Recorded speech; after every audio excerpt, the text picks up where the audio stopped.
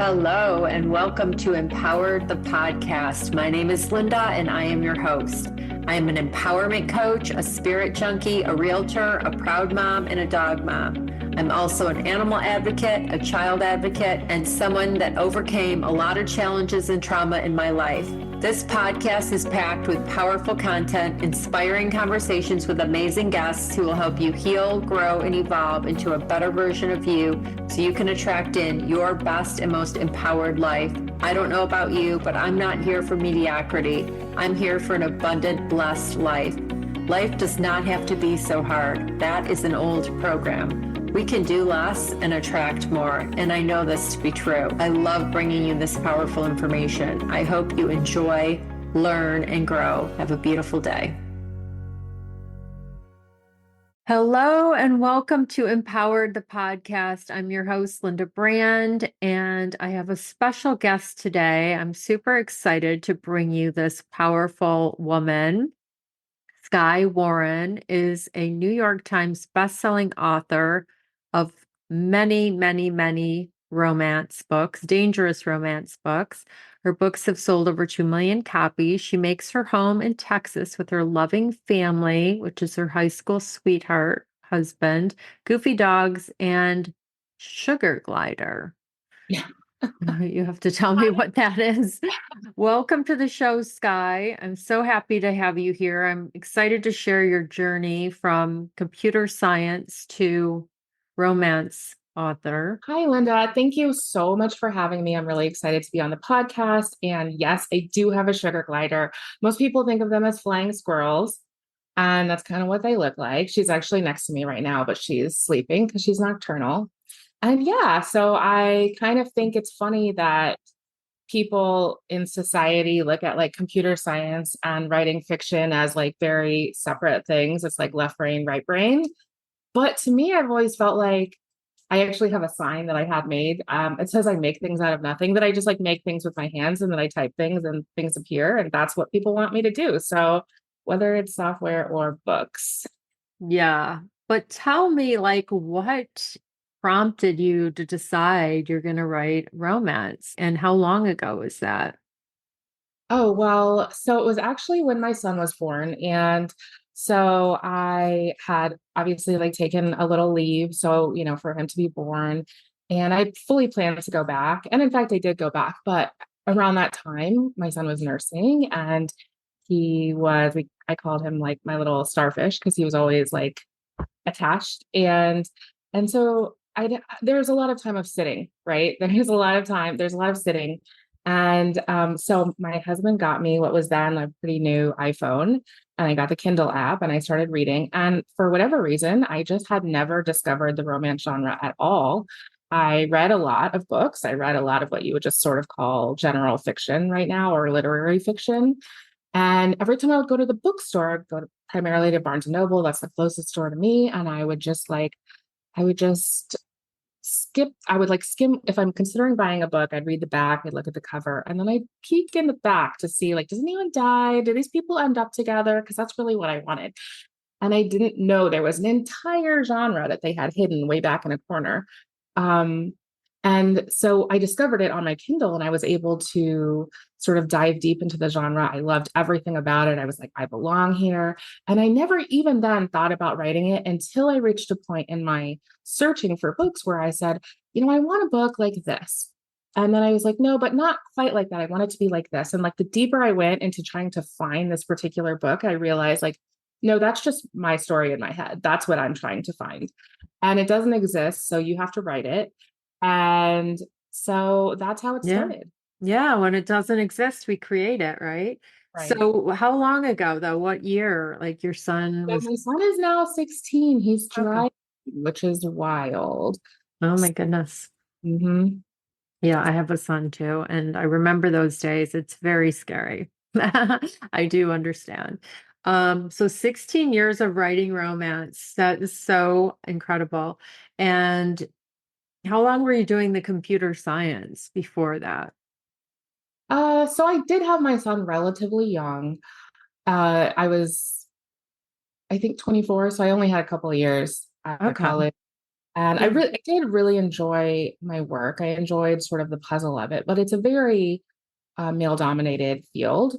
And college as well in computer science was very male dominated. Like I remember being in one of like the early lecture halls. So it's huge, right? And there's like 300 people and there's like me and one other girl.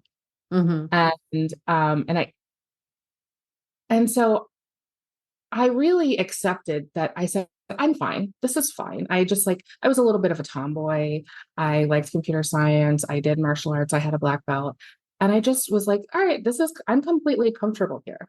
And I didn't realize that I was sort of subconsciously suppressing some parts of myself in order to fit in and feel comfortable there. Mm. And so it wasn't really until my son was born and I really felt that it changed me like physiologically, not just sort of emotionally. And I could like no longer repress the feminine side of me. And so the other really amazing thing about discovering romance novels is that with the actual books that you can read, there's this like really gorgeous community of women who read them and who kind of come together just around this one like hobby or interest that we have and are really supportive and kind. And so it was really a revelation to me to be in a space where it's like, wow, first of all, there's more women than men, and perhaps there's even only women in this huge room. Like that was just wild. That wasn't something I had any experience with before. And I had told myself it was fine until I was like in the room and I was like, no, this is really good. I love that. So you were like in the room, or was it like social media, like Facebook groups or It something? definitely started on social media. I remember when I went to my first, it wasn't they there are like sort of book signings and events for readers to go to more now than there were back then. I didn't go to an event until I went to my first writers conference, and that was in 2012. And that was a physical room of almost entirely women. And really it blew me away. Like I didn't even know how to feel about it. It took some processing, but it was definitely the start of something. That's so neat. I just love this.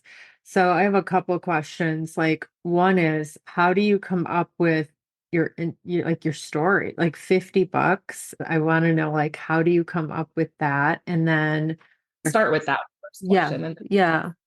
if it comes to you. So yeah, where do I get my ideas? I think I really get them from consuming. Like that's really what it is. It's like there are what I call like or what other people call like openings in stories. And that's a lot of times where they like fan fiction will sometimes come from. And it's kind of like maybe you have a favorite TV show. And particularly in TV shows, they don't ever want to do a happy ending, right? Because they need to have another season. And so you might have something you wish was resolved. Someone's career could just like finally take off, or some couple could like finally get together. And or it might be in a book where like they're even enemies, right? In that book. And you're like, but what if it was different? And I often do that because my books do tend to be a little bit darker, a little bit more edgy. And so I do tend to often like find a villain that is in a piece of media. And I'm kind of like, what would it take for me to redeem this guy? Mm, And then I neat. like to play around with that. That's one way that I think is a little bit more sort of like fun. I often like circle the idea of redemption, but the other area that is a little bit more heavy I is that when I started writing, traditional publishers were really primarily like the only way people got books. Self-publishing existed, but it was very new. And so, in addition to sort of controlling the output of books, they controlled the input. So, if someone tried to submit a book with like a darker theme, they would say, well, readers don't want that. And no one could really countermand them because they're the only game. And so, really, once self publishing came about, um, we as authors were able to write the stories that we wanted to write and put them out in front of readers, and readers gobbled them up. And then once we sort of proved it, publishers sort of came along for the ride. They were like, oh no, we can do that too.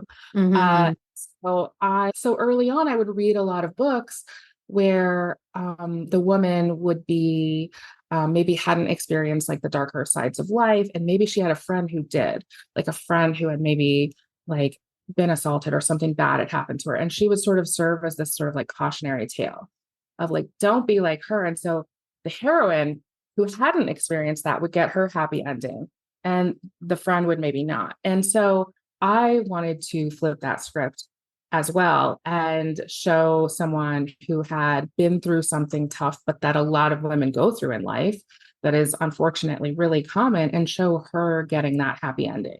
I like that. I like that. I did remember the question. Did you have a book coach or anyone that helped you to write your first book? So I didn't. I did find writers groups, like online writers groups, and we would just kind of like swap either our books or swap our chapters and critique each other. And I think that did help me because essentially, writers are also readers. And so you would get this feedback that sometimes you'd be like, this is great feedback. I'm going to take this. And sometimes you might read it or you might try it and be like, oh, that's not right for me. So maybe that reader is not right for me. Right. And so I was able to like learn that way at the time also, especially because traditional publishing was so common, like contests were way more common. So you could get your books read by editors and agents and they would give you feedback. So there were these like avenues that I had to get feedback on what I was doing. Mm-hmm. I love this. So you're raising your baby and you're writing books, and that just became your life, and you had your communities. Yeah, so I actually did go back to work originally, like because I don't even know exactly when I sat down and wrote the first thing, but I went back to work, and I knew sort of right away that my whole plans about how I was going to be a career woman and for the rest of my life was going to be corporate, and I was going to climb the ladder and I was going to do all the things I knew. Like as soon as I went back, I was like, no, this isn't going to work for me. But like, what else do I do, right? And so I didn't really even know if books could ever support me. I didn't know that because the other thing that traditional publishers liked was sort of the secrecy, right? Like one author might get a big advance, another might get a small advance, and no one kind of knows what's happening. And so now the landscape has really changed, and it's one of the reasons why I like to be open about some of my numbers is just to show what's possible. Because I really just had no idea, like the kind of the romanticized vision of a writer is this sort of like starving artist. And I knew that I didn't want to be starving. So it was like, Mm. that's out. And so I'm really grateful. There was an author who was really big at the time, and her name was Maya Banks. And again, she was huge. So she was wildly successful. I knew that I actually didn't believe I would ever be as successful as her. But she did a post on the site where she explained that she made in that big year $300,000. And that was huge for me because I said to myself, well, I'm never going to be her. That's what I had just told myself. That's what I believed at the time. But I said, but I don't need $300,000 to be comfortable to stay home with my son. Right. So I can make a fraction of that. And so that's kind of, again, like that's why I share. And that's why I love when people share because it just shows you possibility. Yeah, I love it so much. I wanted to ask, like, what was the name of your very first book? Oh, the first book that I ever wrote. Yeah. So it's kind of a tricky question because I wrote some. So I had two pen names. I don't know if I ever told you this part. Maybe I did, but I had two pen names to start with. I had my main pen name, which is I had a social media account. I got to know people. That's who I went to the conference as, and I published books with publishers at that time. And I still loved those books. I still do, but they were, how do I want to say this? Like sort of like padded and crafted a little bit for the public and for what publishers wanted at that time. And so they were still sort of edgy compared to what was being published, but they weren't me at my most raw. And so I was doing that and I fully intended that that was going to be my career. And I was getting good feedback, good reviews and publications, things like that. And then I had these other books that I was just writing and I was like, there's no way a publisher's ever going to pick this up. These are way too dark. And but I was like, well, and I was like, also like, I believed at the time that publishers were right. I was like, no one wants to read this. And I was like, but there's probably just one person. There's one person like me who wants to read this the way I wanted to read it. And so I just quietly self-published it. I didn't have social media. I didn't have a website. I didn't have ads. I didn't have anything. And what happened is people started finding it. And then they would tell their friends, and then they would tell their friends. And so Wow. while I'm building this very focused, serious business that I'm investing a lot of time and even money into, this thing is just like quietly taking off. And Sorry. And is that with your name, Skye That's what my Warren? name is now. It took me so many years to accept it. I sometimes like I'll kind of say like I wish that I had was more connected to my gut. I'm not. So kind of like the universe has to shout at me before I finally get it. So it was like several years in. And Skye Warren is making like real money. And my main pen name, very official, good, everything, is making like coffee money. Mm, And I just kept doing that for several years, thinking maybe this has got to change at some point. And then I finally accepted it. And I was like, wow. And it was still very hard to let it go, but I did. So that's incredible. So your self-published books took off on their own when you were just putting them out there. Let's just see what happens. I mean, that's kind of how I could see myself operating. Like, I'm just going to be my authentic self. I don't need to tell anybody. And then look what happened. Like, I love that. I Right? really think there's something there. And about like you said, authenticity, or like the way that I think of it is sort of like raw and unpolished. So one of the things I'll do when I just discover a book that I love, I will love to, and I really like their work, is I'll read their new stuff, but then I like to go back and read their first books. Like I'll just go on Amazon and publication date, and like I'll go back and I read, and I can see like the evolution of them. And usually if they're finding success, it's an evolution of being a little bit more polished and a little bit more palatable to like the masses and to more people. And that's really been mine as well. Like you sort of can't avoid it because you're seeing what works, you're seeing what people like, and it's hard to fight it, right? It's hard to actually be like, no, this is the way I want it. And some people are going to be upset about that. And Mm. yeah, but so there's something really, I think, magical about like first books. Ah, I love that. Will you share your pen name or your original first book's name, or you don't want to? So I've had a couple. The one that I was referring to that I really thought was going to be my career was Amberlyn. And yeah, so there were there, and then I've learned a lot of other things along the way. Like I remember I had I had a lot of shame around the idea, the fact that that name didn't work out actually. And so it was only I was having lunch and with this group of authors, and I am half Asian, and so I wrote my name Amber Lin. My middle name's actually Lynn, and so I wrote it Lin, just sort of like a play on words. It's still kind of me. It feels like me, and Lynn is spelled that way is like an Asian surname, and I just didn't think anything of it. Like I still look like me under both names. It's whatever. And there was this Asian author talking, and she said how she used to write for, I believe it was Harlequin Blaze. It was one of the Harlequin category. Um, and she was writing, and they were publishing the books. And the editor of the category said, your sales are like the worst, but we don't know why. Like the books are really good. And she was like, how about we do this? How about we just change it to essentially like a very American sort of like white name? And they did that. And that release, she was at the top of the list. So, Wow. yeah. So one of the things that's wild about books that is that, I mean, this sort of prejudice exists in society as a whole, but sometimes the way we do books will like actually like let it bubble to the top Hmm. and make it really exposed. And that makes everyone really uncomfortable. So, but as soon as she said that, I was like, oh, wow, that was probably some piece. I don't know what percentage, but Hmm. anyway. So, yeah, Yeah. it's a lot of learning about ourselves, about society.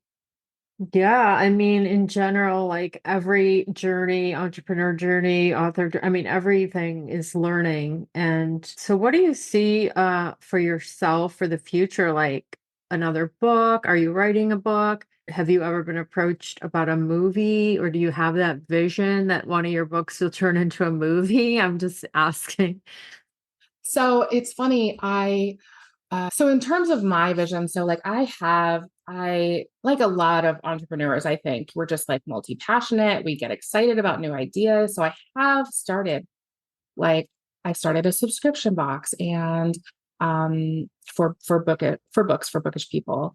And then I also have a side of my business where I have an author event where people come and like no readers, just like sort of authors come to talk shop essentially, like a conference. And I, and at various points that has taken up more of my time, and then I have less time to write. And I've sort of wondered, I don't know, like where the balance is. I've struggled to find it. And I made a big move at the end of last year where I decided to shut most of it down, actually. And it's like with letting go of the name, it's hard. You don't want to let go of things, especially if there's parts of it that are working, right? If you're like, well, this is profitable, this could be someone's whole career, but it's gonna be mine. So, and and ultimately had to like rededicate myself to my books, and that's what I feel like is my purpose. And so that's kind of where I see as my future is focusing and staying focused on my books. In terms of the movie thing is interesting. So I it's interesting too because we're both like fans of Kathy Heller, and she talks about being open to receiving. And so I had this producer reach out to me via Instagram, and my first thought, which is so weird because this is not even my first thought for a lot of things, and it was just like, oh, this is a scam. Right. And I get that same way always. I Yeah. was like, yeah. And then she reached out to me again over email, and I said, I just was like, no, this is, I don't know why. Like, it's not, I believe fully, like, this is not real. And I asked in an author group, like, is the name of this company real? Like this production company. Cause I hadn't heard of it though. I'm not based in California or anything like that. So I don't actually, know those things. And someone who is in LA was like, no, that's very legit. And we would have these calls, and she really loved my work. And each time I would sort of like drag on getting back to her. And I had to realize, it took me a while, that I was just sort of like passively slash actively resisting this thing because it felt like I couldn't receive it. It felt like too much. Mm. Yeah.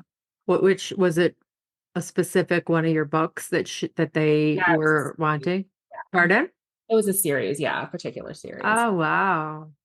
That's so interesting. I love that. And I mean, just being an intuitive kind of empowerment coach, if you're open to, I feel like I love that you paid attention multiple times in your life where you were in the computer science, you're like, I don't think so. And then you were doing the other things and you're like, this feels good. This is interesting, like with the women and the authors and all that. And then you recently shut some stuff down because it wasn't working really, or you weren't doing, or you were noticing how you felt.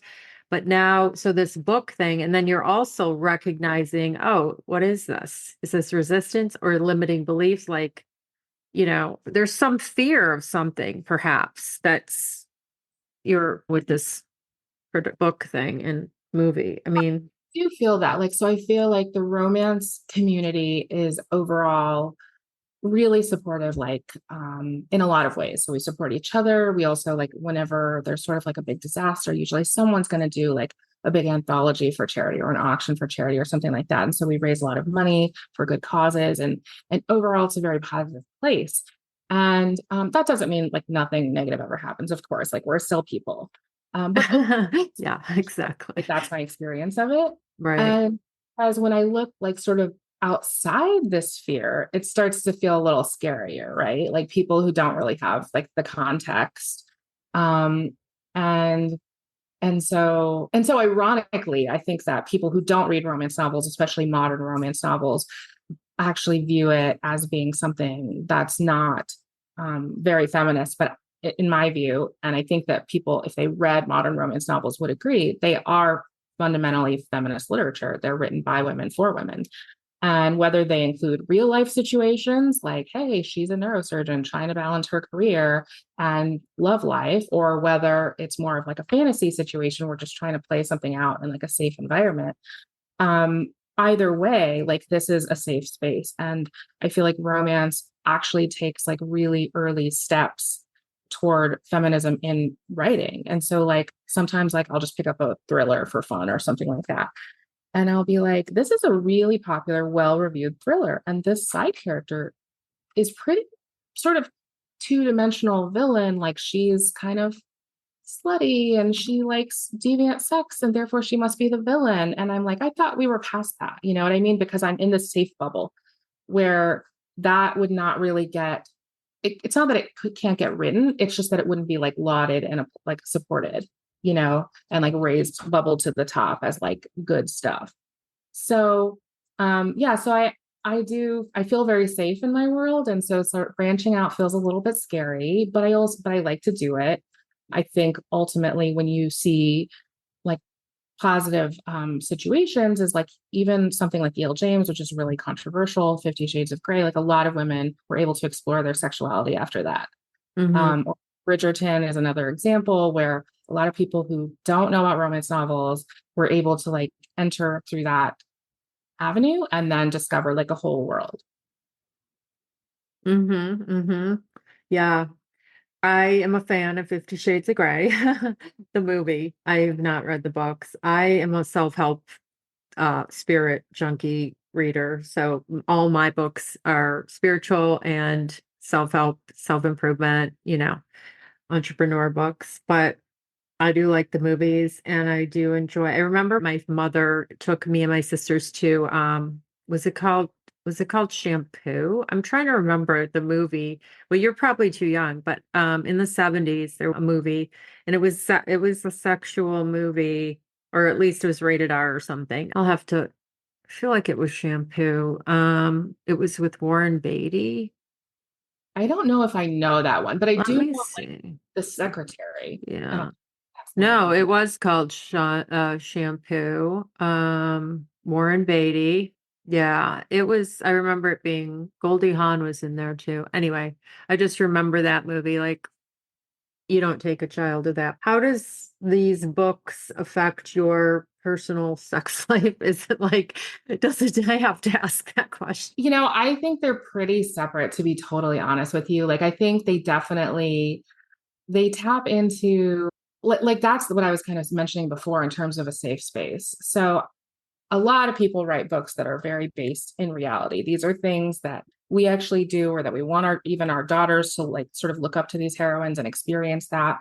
And I love those kinds of books as well. The kind of books that I write are definitely more sort of edgy, more exploring the darker sides. So they're not intended to be prescriptive, right? The idea is that it's these are maybe sort of thoughts, ideas, fantasies that women have already, just sort of naturally. For you could, there's ideas about why we have them, but it doesn't really matter at this Yeah, point. We have, and so instead of sort of shaming women by saying that's wrong, you should just be happy with your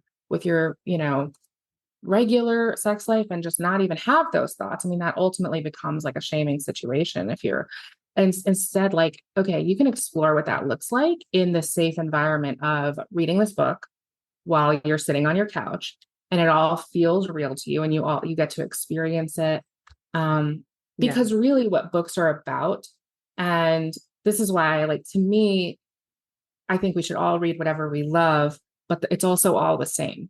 Because like every book is about survival. That was something that James Scott Bell says. He talks about he teaches about writing fiction, and so every book is about survival. And so like if we're reading, um, like Harry Potter or that kind of story, like what we're trying to see is what would I do in these situations, in these life or death situations, if I'm choosing between like good and like what's good or what's powerful or whatever like that. Like we're trying to see what we would do and learn from that experience. So whether it's fiction or nonfiction, that's why we're reading.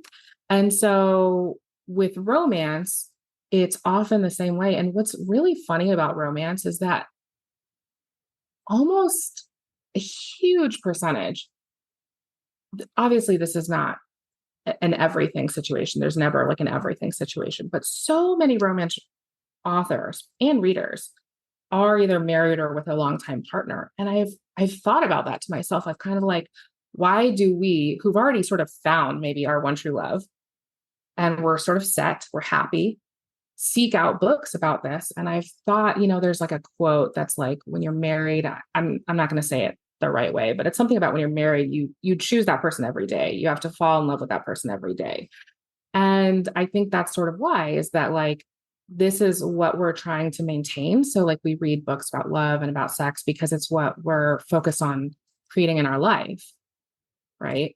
And so anyway, I have a lot, as you can see, I have a lot of thoughts about the romance no, genre. I like it. No, I'm listening. I have my own story, but I'm trying to keep the podcast. I guess it can be, I've had some interesting relationships and experiences being single for a long time. And my, relationship, one of my more recent long-term relationships, he was into a lot of interesting things and, including more than one person and things like that.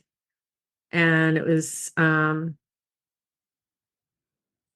Yeah, I mean, these books give us like the language to talk about those things, right? To like ask for something we might want, but maybe we didn't think that was okay. We didn't even know the words sometimes right. for what we would want. And then also, what would it look like to do that safely, right? Like, you might read something that sounds fun, and then you read it, you're like, no, that would not be for me, right? It was fine in a book, but I don't want to do that. And so, like I said, it's just like a really safe Yeah. container to explore those feelings. Yeah. And I think, you know, um, it's becoming more and more acceptable. Like these women I'm meeting that are sex therapists or, they teach women how to embrace things and not because they were raised like a certain way around sex and programmed. Like this one person I'm thinking of, she doesn't have a podcast, but she she's like a sex therapist and she was raised in this Catholic home where like you don't have sex till you're married, and she married this guy and like just this whole thing. And then I forget what happened that awakened her and changed her and made her open up to so much more. And I just thought it was really interesting. And now she like coaches people, couples and women, and teaches them how to do all these things. And it's just really interesting. I think that like I grew up in a house where there was no affection. My parents probably had sex 3 times when they had 3 kids. And I kid you not, I've never saw anything else. And it's not really a healthy role model situation. But yeah, I mean, I definitely think it's interesting, and I just think it's fun. When you talked about what books are about survival, I don't feel that way at all. I don't feel that way, but what I do think books do, which I think movies also do, is they take you out of your current life and they put you somewhere else. And it's like fun and it's different. And it's like you can be sitting on your couch, like you said, with your dog and your blanket and reading a book. And like you're in Paris with this man and you're like, being intimate. And it's just you're literally in your own cozy home, but you're experiencing this somewhere different. You know what I mean? Like when you're at the movies, you're just like, I went to see the remake of Wonka, it's called. It was nothing like the story I wanted it to be, and it takes you out of reality, out of your life. So that's what I love about books. And I have a huge relationship with books. And I never would say that word relationship with books, but I remember someone back in Michigan where she's like, "Well, you have a relationship with books." And I was like, that's a weird way to say it, but it's true. I do. I love books. And now I'm so intrigued by your books, and I just love your name too, and Skye Warren. But Where like the survival aspect comes in is the idea that like you could read like just a scene of someone maybe having a nice romantic time in Paris. You could even read 50,000 words of it. But that's really not what's in the romance novels, like or any novel, actually. Like inside, there's always conflict. There's always a Mhm. problem that needs to be solved. And sometimes it's Oh, a big problem, like the world is about to end. And sometimes it's maybe a smaller problem, but it oh, always feels big to the character, right? Like my career is on the line, or my dog's life is on the line, or something is happening to them. And so it's kind of like a really good book sort of puts you through the ringer, right? Like a really mm, does too. And you start to care about these people and you worry for them and you hope for them. And you're kind of like, why do we do that to ourselves? Like, why? Like, because we could just have like Willy Wonka could just be, 2 hours of eating candy. right. But it actually wouldn't be as stimulating, right? We want to see the problems. There So was so many challenges in that movie, Wonka, FYI. No, I'm serious. It was like struggle and then they get somewhere and then more struggle. And then it just kept happening. I literally was telling my son about it. And I was like, what are they trying to tell us? That we have to work really hard. And then it's just like was failure, failure, failure, hard, hard, hard. I don't know. That was I did not see the new one. And I didn't love the other remake with Johnny Depp. So I just love the original. It's hard. It's hard with same. I like the have such original. a big shoes to fill when you're remaking Yeah, something. I wanted the original, but it was nothing at all like the original. But anyway, back to the romance. And then also, I want to bring up fairy tales and feminism, just because you mentioned that you enjoy talking about those two things. And I'm curious. I'm a curious being, which is good to be a podcast host. Yeah, so I love fairy tales, and I I think again they're a little bit sometimes get a bad rep in terms of like modern society. We might say someone is a Cinderella, and that's kind of like looked on as a bad thing because like she maybe didn't earn it or she didn't work for it Yep. or something along those lines. She was like given it by a fairy godmother. But I think when you actually take apart the fairy tale, both the fairy tale on its own and also like the Disney movie, she had a lot of agency within the power that she had, right? She was in a situation of very little power. She did not own her house. She did not have staff. She did not have money. She was given these tasks to do. And what did she do? She, first of all, decided what she wanted, which, like, we know how important that is, was willing to receive. But also, as my friend Theodora Taylor pointed out to me, which was so mind blowing when she did it, actually, if you rewatch the Disney Cinderella, she had what Theodora called an army of mice and birds, and they help her Mhm. at many points in the story. And if she hadn't built that community, the story never would have happened. She never would have ended up. Mm, So mm, it's really the story that I most love of someone who starts with very little power, but then gains it through her own actions. And Inspired aligned actions. yeah, and then the other thing about fairy tales is just how both like ancient and universal they are. Like Cinderella, um, I recently attended like a virtual talk given by the Smithsonian Museum about Cinderella, and it was talking about like all the hundreds slash thousands of variations of Cinderella that have appeared in many cultures. And it's sort of like, okay, so this is something fundamental to being human that so many of us are curious about, that we want to sort of be told about, to experience for ourselves in the form of a story. And so I think there are clues there into like the human experience about why Mm-hmm. that. Oh, yeah, like the rags to riches. Yeah, exactly. I mean, there's so many stories of people that are, wealthy today that had zero, nothing, less than nothing, and they created. Mhm. But also, you and I know that we're all worthy beings, so you're inherently worthy. It doesn't matter if, like it's we're worthy. There's no like earning it, rather, it's you're worthy of Well, love. We're and like, worthy of abundance. Pardon?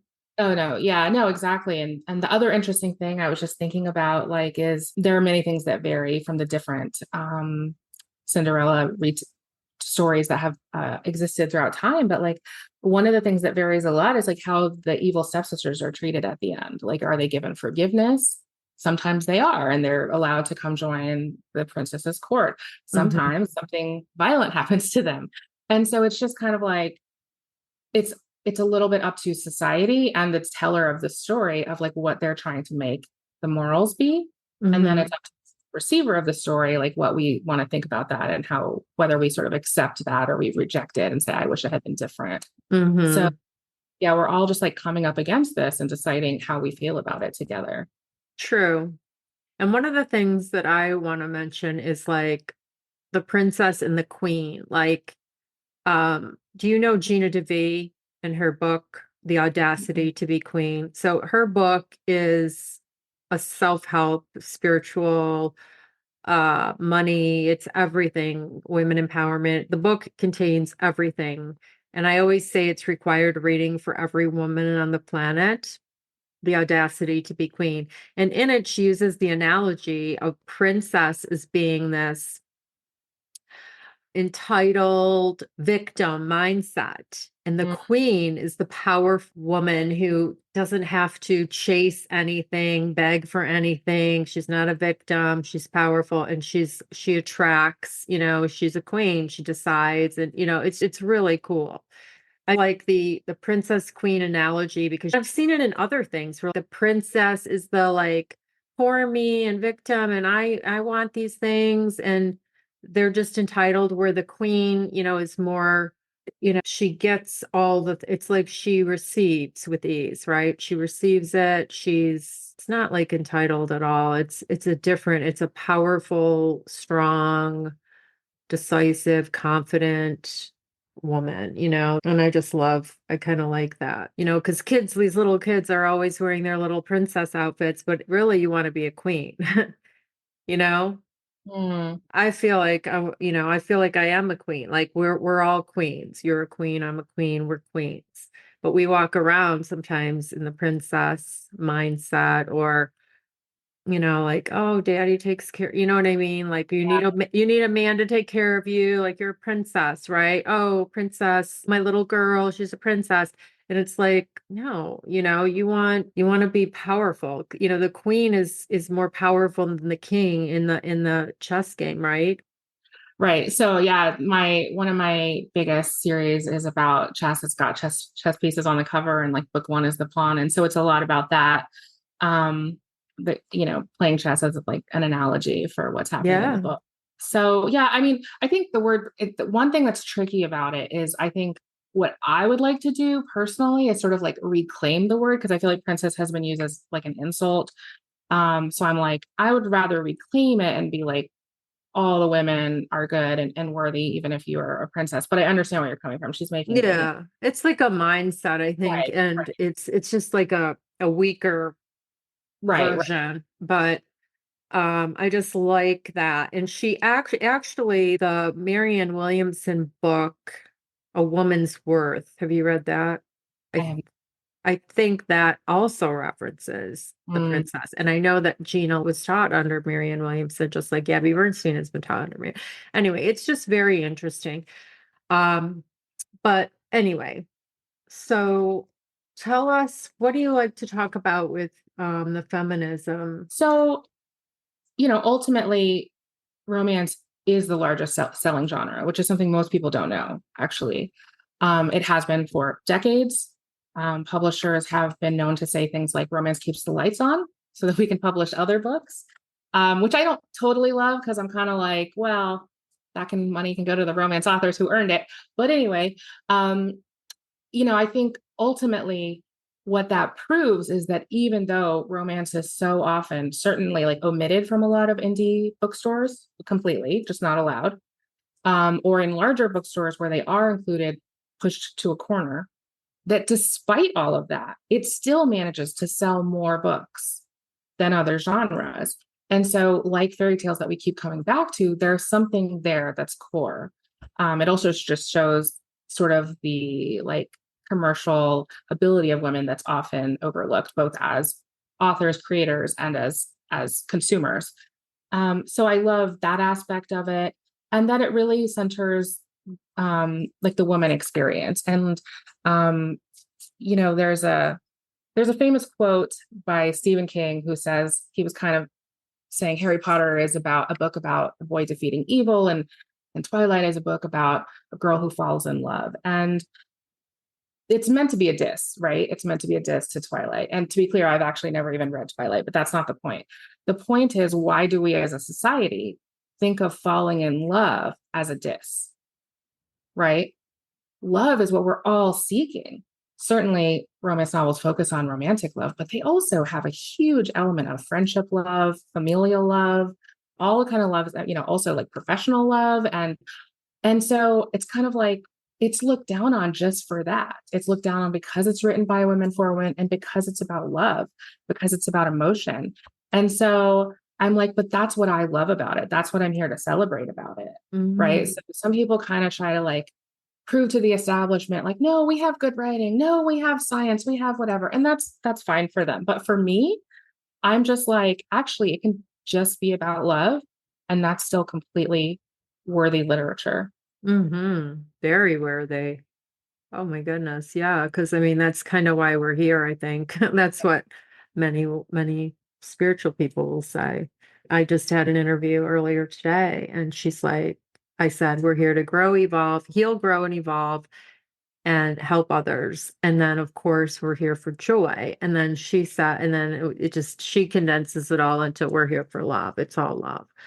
Mm. And I love that. So it's very interesting. I'm interested to read one of your books. I might go to the library and get one, Skye.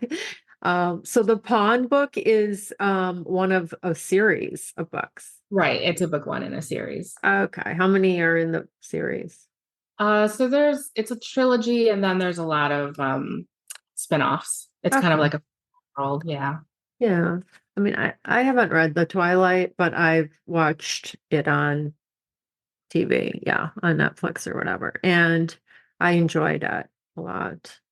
Yeah, it's so interesting. I mean, there should be like I'm attracting in my partner and I have someone I like that, I mean, it's a whole story, but I want there to be a romance love that can also be that best friend love and that trusting love and that perfect everything. Like, and even my son will say, like, you have to have attraction. You have to have attraction. And like I've dealt with that for years, not being able to be attracted. And So believing that you deserve it, because for a lot of time, women were told, I mean, not really that long ago, that like you're supposed to stay in your marriage and it doesn't matter how you feel about it. And you don't, only what in the 70s we had the ability to get our own bank accounts. You know what I mean? It's like you had to depend on men. So who cared if you were attracted? You didn't, that wasn't even part of so we're still, I feel like, as women, just learning that that's our right, is to only engage in a relationship if we have that attraction and all the other elements and the trust and the intimacy. And so like one of the common like insults that's thrown against women is like, oh, they're raising expectations of women. And I'm like, good, like good. Let yeah, us truly expect good sex. Let us truly expect someone we can trust. yeah. Um, yeah, this stuff what is the word I'm looking for? We are minorities still, and I didn't really realize I just live in my own bubble. And then I experienced something in real life, and I'm like, oh, this is real. Like I was trying to I went to the bank to open a business account and just how I was talked to and Mm-hmm. questioned. Yeah. And I just stood right back up into this person and stood up for myself because I'm like, wow, this is interesting. But when you read Gina DeVee's book or, even the Marianne Williamson, a woman's worth, they both go back to years ago and how we've been suppressed for years and all the things like you just said, we couldn't have a bank account and all that stuff. Like that's just because I live in the present. I don't think about those things, but yeah, that's kind of effed up. It's very subtle. I mean, it depends on how you were raised, but it's very subtle because it's like if our grandmother couldn't have a bank account, then she couldn't teach our mothers how to do it. And then how could our mothers teach us? You know what I'm saying? And so like Hmm. some of us had different upbringings that were more positive. Like mine, I was raised in sort of like you can do anything, but that didn't actually match with reality. And I also wasn't really taught how to do it in the same way as maybe a boy would be taught. So, so it's like we're getting there. These are the stories of women getting there. These are the stories of women establishing their careers and finding love and building lives that they're excited about. So yeah, that's Yeah. why. That's so interesting too. Yesterday I stopped at I did an open house. I'm a realtor. And I did an open house and I was driving back and I saw this open house. So I said, oh, let me run in this place. And it was gorgeous. It was two women. It was a mother-daughter. The daughter's the realtor. They lived there. The mother's from Germany. Gorgeous home. And we're walking through and I'm like talking to her and then taking some photos because I'll post it and stuff. And it was 738,000, I believe. And I almost spoke into the universe and I stopped myself and then told this woman that I needed a husband. I needed a wealthy husband, something like that. It almost came out and I stopped myself and I said, I told her, what I almost said. And I go, but I stopped and I said, no, because I can have this. I can create this. I can have this. And she goes, yes, you can. She goes, my daughter, she's a realtor, da, da, da, da. She's telling me that she was doing well when she was in Orlando, blah, blah, blah. But I literally stopped myself from saying that out loud, like, oh, I need a rich husband, or oh, I need a husband to have a house like this. No, I don't need a husband to have a house like this. I can have a house like this. But that's like, wow, the growth. It's exactly, like it's so deep in there and it's just been swimming all this time, right? Until it like bubbles up to the top and you're like, wait, my conscious self doesn't believe that. My conscious self knows different than that. But my subconscious, which has been taught since I was a baby, still thinks things that were happening when I was a baby, right? So, yeah. Exactly. So yeah, I had to share that because I literally did not say it out loud, and I told her what I was going to say and she agreed, the mom. Oh my God, what a gorgeous home though. So are you spiritual at all, Skye? Because So this is, I am, but I like to sort of stay open to precise things. Yeah. yeah. When I ask that question, some people think it means, are you religious? I'm not asking, are you religious? I'm just asking, do you believe you have faith in a higher power source, spirit, universe, the law of attraction? Like, do you believe any of those Yes. things? Yes.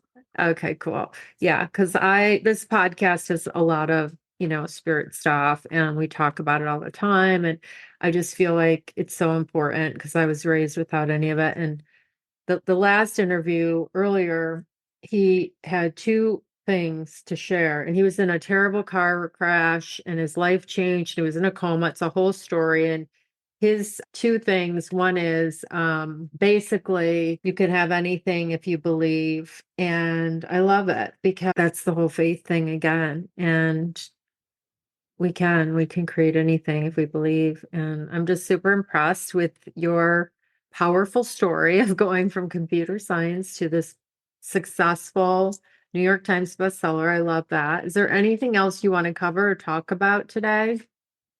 The Um, audience or I'm really grateful to be here. And I think I mentioned to you when we had spoken before how, romance novels are so prevalent in people's houses that actually my one nonfiction book is called The Best-Selling Author Next Door. And so there are a lot of women who do this, a lot of women who read it, but then also a lot of women who write it. And they're not necessarily telling everyone in the carpool line. They might, that's perfectly fine, but they also often don't.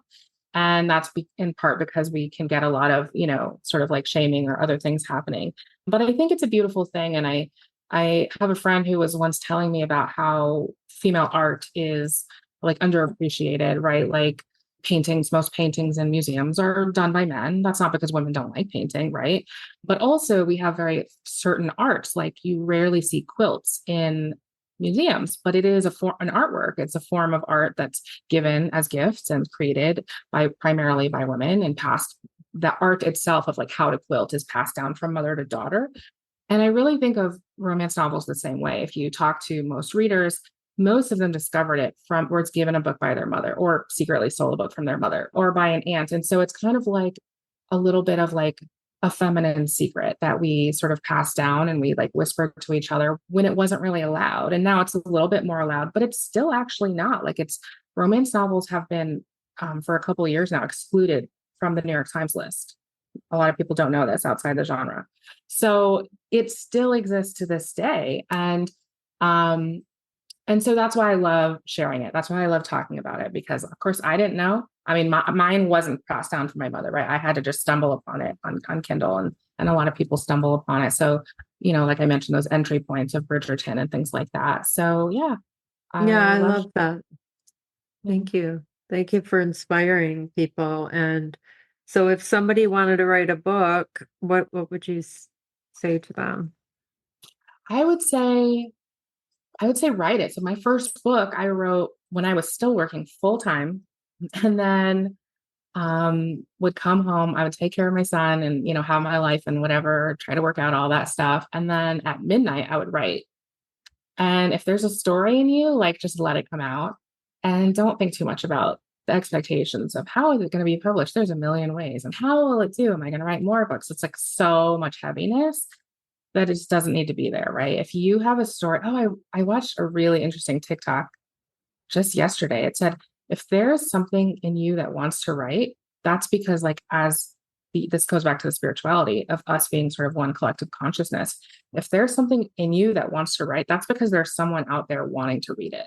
Mm, You're wanting to yeah. sing, there's someone who wants to hear it. Like there is an equal and opposite sort of force out there waiting for you. So Yeah. Yeah. I was saying that it's easy to being in the entrepreneurial space and on this journey, it's easy to quit. But when you think about who you're serving and who needs your light and your work, like that's what keeps you going, is knowing that you are serving and those people need you. And it could be you 5 years ago or whatever. And so that's what really keeps me going when I feel like, what am I doing? But I love this conversation. It was a lot of fun talking to you and getting to know you more. Thank you for being here. It's been a wonderful joy talking to you and learning more about you and your books and your passions. I love it.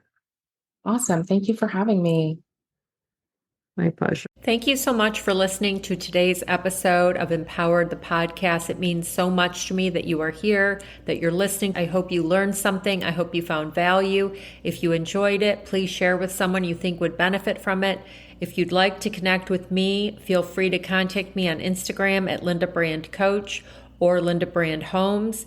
You can also find me on Facebook. I would love to hear from you. Send me a message. Also, I'm happy to do a free discovery call if you're looking for a coach. I would love that.